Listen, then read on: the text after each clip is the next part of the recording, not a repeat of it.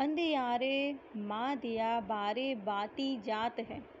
रात के अंधकार में पुल पार करने वाली ट्रेन का हाहाकार अंधेरे में मिल जाता है और वह भागते हुए दीपकों की पात जैसी दिखाई देती है। यह सत्य है, पर इस कवित्वमय सत्य को मुन्नू के मुख से सुनकर किसे आश्चर्य न होगा। यह संगीत से भी उसे विशेष प्रेम है। जहाँ तहाँ सुने हुए भजन वह कंठस्थ ही नहीं कर लेता, वरन उसी राग के अनुसार गाने का प्रयत्न भी करता है। संकोच के मारे मेरे सामने वह अपनी समस्त विद्या प्रकट नहीं कर पाता। बार बार आरंभ करके और बार बार रुककर जब वह पराजय की स्वीकारोक्ति के समान कहता है, का जाने काहे गुरुजी के सामने तो सब विसर जात है, तब हंसी रोकना कठिन हो जाता है। इन बालकों का निरुद्देश धूप में भटकते हुए स्त्रियों का अकारण लड़ते देखकर ही मेरे मन में एक ऐसी पाठशाला खोलने की इच्छा उत्पन्न हुई, जिसमें स्त्रियां अवकाश के समय कातना बुनना सीख सकें, बच्चे पढ़ सकें और बूढ़े समाचार पत्र सुन सकें। वैसे अरेल में इस प्रकार की पाठशाला के संबंध में मतभेद हो सकता है, परंतु मेरे मस्तिष्क में उत्पन्न विचार कार्य में अपनी अभिव्यक्ति अनिवार्य कर देता है। थोड़ी ही दिन में जब चरखे करखे पुस्तकें आदि आवश्यक उपकरण एकत्र हो गए, तब वहाँ नियमित रूप से रह सकने वाले शिक्षक की खोज हुई, क्योंकि मैं तो सप्ताह में 1-2 दिन ही वहाँ रह सकती थी। पर यह समस्या भी सुलझ गई।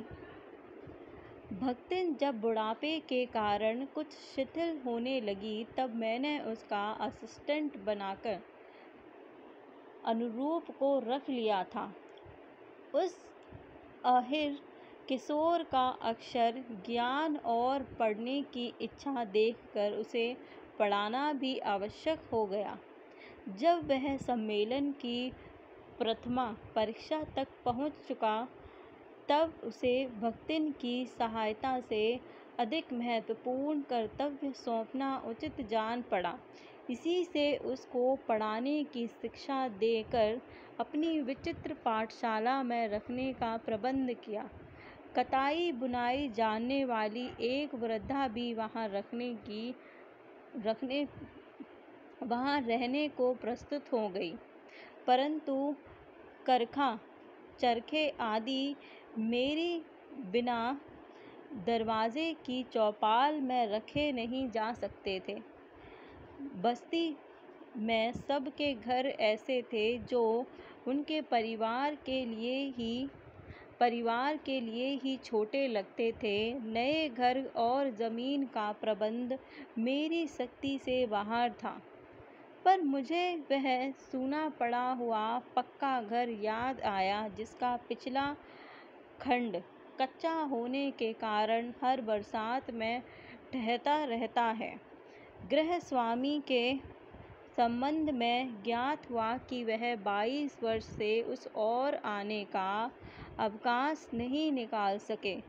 माघ के महीने में 2-4 दिन के लिए जब उनके यहाँ से 2-4 व्यक्ति आ जाते हैं, तब जालों से ढके झरोकों से निकलता हुआ कंडों का धुआं उस परित्यक्त खंडर का दीर्घ विश्वास जैसा दिखाई देता है। शेष समय में वह प्रेत जैसी निस्पंद और भीषण रहस्यमयता लिए हुए खड़ा रहता है।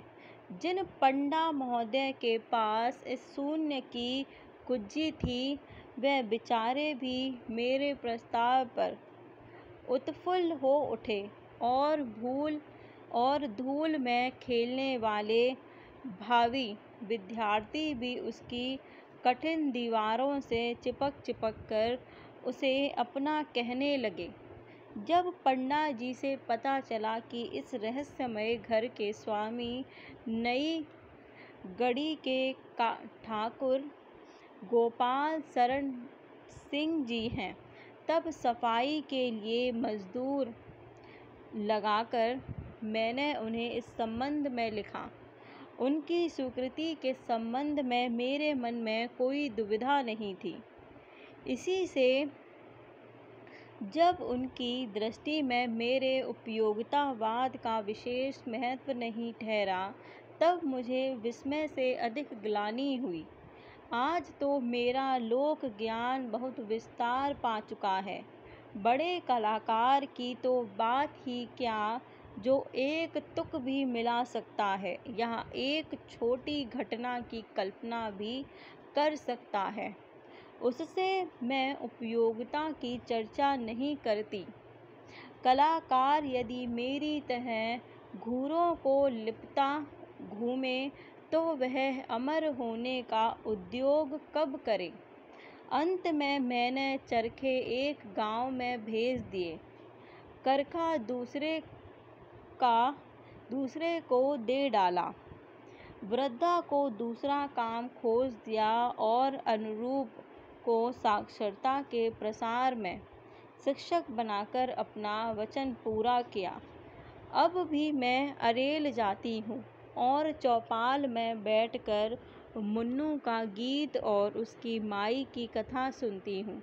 वह पक्की इमारत गर्व से सिर उठाए अधिकार की शून्यता की घोषणा करती है और उसका कच्चा खंडर विरक्त भाव से सुनता रहता है।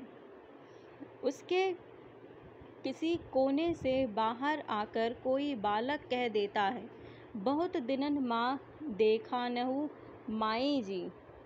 और कोई पूछ बैठता है, हमार स्कूलिया कब खुली माई। उत्तर में मेरा सारा आक्रोश पुकार उठना चाहता है, अरे अभागों, तुम्हारा गांव जरायम पेशा है। तुम्हारे बाप दादा ने अपना जीवन नष्ट करके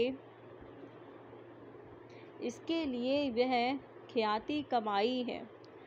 तुम जुआ खेलो, चोरी सीखो, पर भले आदमियों के अधिकार में हस्तक्षेप करने का दुस्साहस ना करो। पर धूल भरी बरनियों से घिरे और मलिन पलकों में जड़ी हुई उन तरल आँखों की चकित समित दृष्टि मेरा कंठ रूंध देती है।